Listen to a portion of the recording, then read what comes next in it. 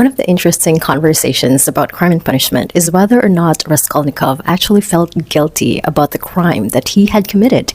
And upon reading the book, I actually found no traces of remorse and guilt from him, especially pertaining to Chapter 7, Part 6. There was a mention of him feeling satisfied that he unalived the old pawnbroker and that murdering the old woman was actually atonement for 40 sins.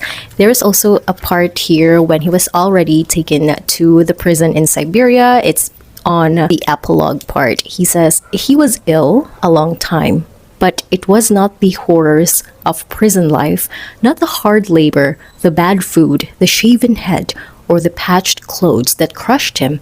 What did he care for all those trials and hardships? It was his wounded pride that made him ill. He could have borne anything then, even shame and disgrace, but he judged himself severely, and his exasperated conscience found no particularly terrible fault in his past, except a simple blunder, which might happen to anyone.